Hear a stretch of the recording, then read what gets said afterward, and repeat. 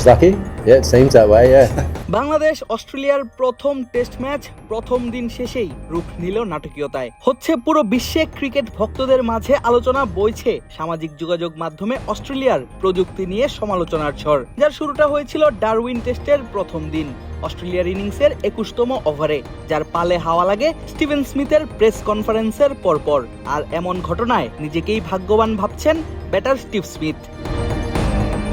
Darwin টেস্টের প্রথম দিনের সকালটা বেশ ভালো শুরু করে বাংলাদেশ। নিয়মিত বিরতিতে উইকেট আদায় করতে থাকেন টাইগার পেসাররা। হাসান মাহমুদ, তাসকিন আহমেদ, ইবাদত হোসেনদের তুপে যেন 22 গজে দাঁড়ানোটাই হয়ে গিয়েছিল অজি ব্যাটারদের জন্য বেশ কষ্টসাধ্য। তার মাঝেও টিকে যান স্টিভেন স্মিথ, যার পেছনে টাইগার ফিল্ডারদের ব্যর্থতা যেমন আছে প্রযুক্তিগত ত্রুটি আর তার ভাগ্যও।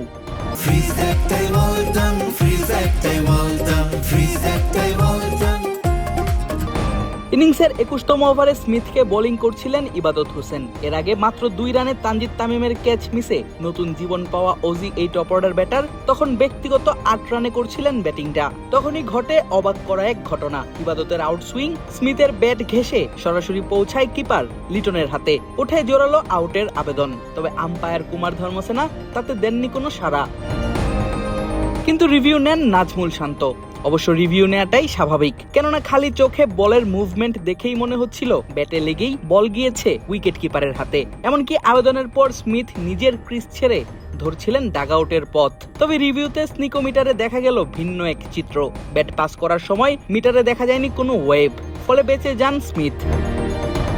তবে সেই আলোচনা আবার শুরু হয় প্রথম দিন শেষে প্রেস কনফারেন্সের পর। স্মিথ সেখানে বলেন নিজেকে ভাগ্যবান ভাবছেন তিনি এটাও স্বীকার করেন যে ব্যাটে কিছু একটা ফিল করেই চলে যাচ্ছিলেন মাঠ থেকে। আমি ভাগ্যবান ছিলাম, হ্যাঁ সেরকমই মনে হচ্ছে। মাঝে মধ্যে ভাগ্যকে মেনে নিতে হয়। সাধারণত প্রযুক্তি বেশ ভালো কাজ করে।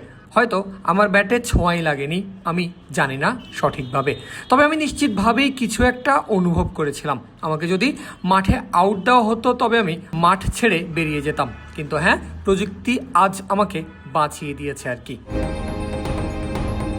আর এরপর থেকেই সামাজিক যোগাযোগ মাধ্যমে চলছে এমন প্রযুক্তি নিয়ে সমালোচনা। অবশ্য সেটা হওয়াই স্বাভাবিক, কেননা স্মিথ নিজের ইনিংসটাকে শেষ করেছেন নামের পাশে 71 রান নিয়ে, অর্থাৎ 64 রান কম হতো তার আউটে ভুল না হলে। 150 আগে অল আউট হতো অজিরা।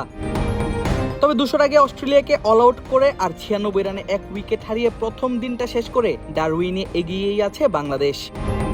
আদিব আশরাফ, ক্রিক ফ্রেঞ্জি।